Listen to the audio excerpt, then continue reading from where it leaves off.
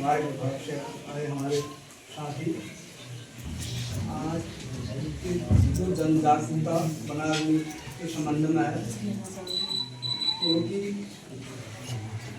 आप एक माध्यम यहाँ से जो बातें यहाँ से शेयर करेंगे तो आगे घर तक पहुँचाएंगे आप लोग। हाँ, इसलिए वनाग्नि से क्या क्या हानियाँ हैं इस बारे में हमारे कई सारे यहाँ पर बुद्धिजीवी बैठे हैं। हाँ, जंगलों से क्या हानियाँ होती हैं ये आप लोग जानते भी होंगे।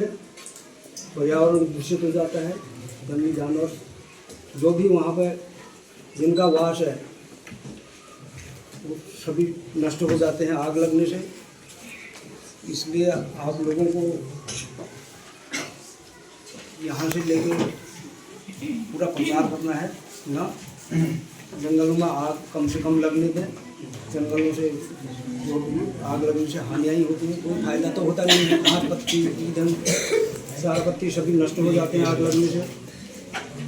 इसलिए आप लोग एक माध्यम में तब जन जागरूकता अभियान चला रखा है।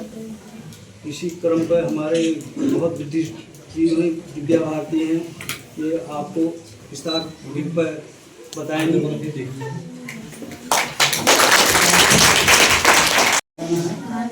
सब शिक्षण पर और समस्त कर्मचारियों को मेरा स्वागत करना।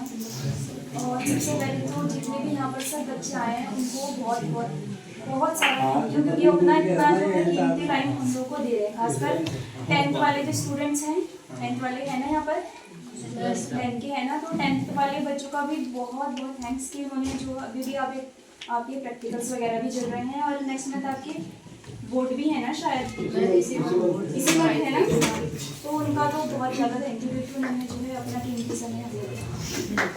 तो आप लोग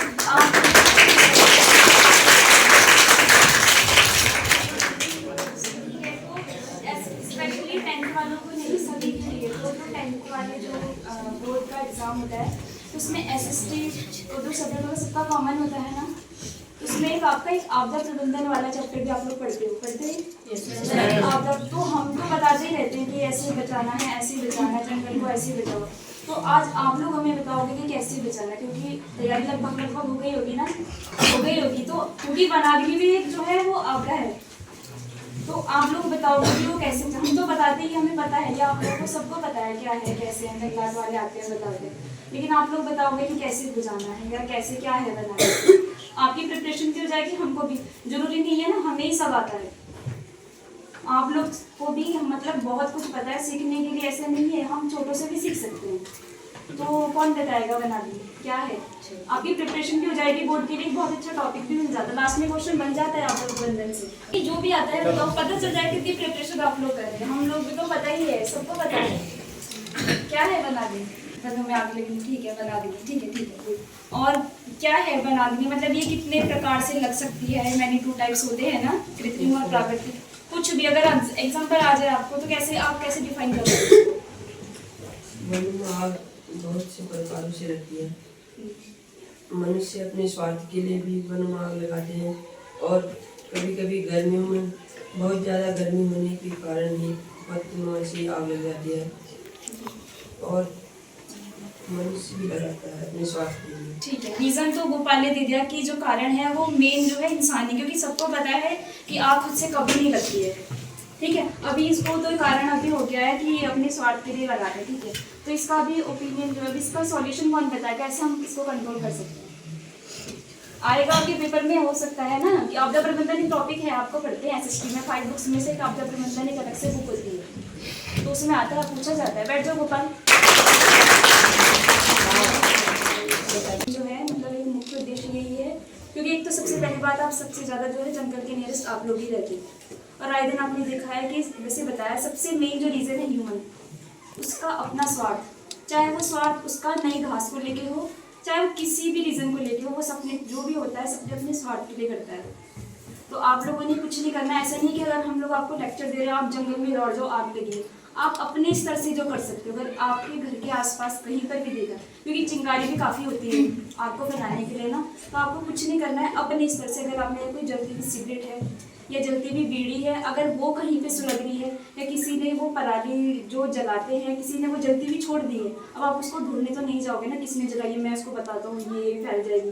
तो आप अपनी स्तर से जो कर सकते हो उसको बुझा दो, या फिर जो जलती हुई सुलगती हुई जो बीड़ी सिगरेट है उसको मसल दो। अगर आपके कंट्रोल में नहीं हो रहा है, आपके बस से बाहर हो गई, या अगर आपने देख लिया तो आप जंगलात वाली टीम को सूचित कर दो।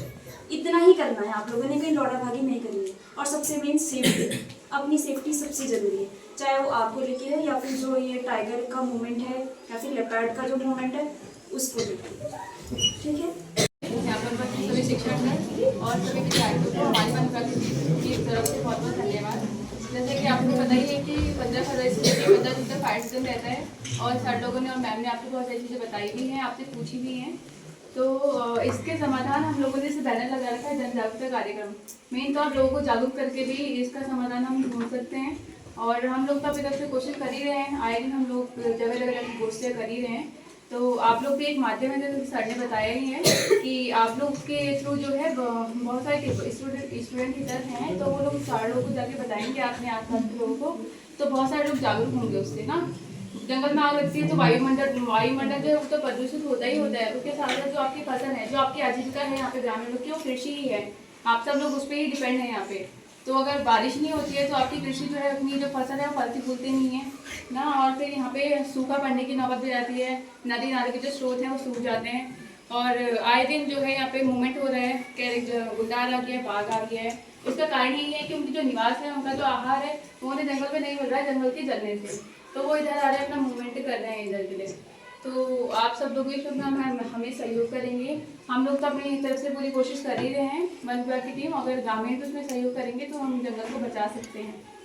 धन्यवाद। और समाज शिक्षकों और मेरे स्टाफ को मेरा नमस्कार, और बच्चों को भी मेरा नमस्कार। तो अब सब कुछ तो बता दिया है हमारे सीनियर मेवाड़ी जी ने और मैडमों ने, तो मेरे को तो ज़्यादा नॉलेज है नहीं, तो मैं आपको बस इतना ही कहूँगा कि देखिए कि जंगल हमसे ज़्यादा आप लोगों के लिए बहुत ज़्यादा इम्पोर्टेंट है।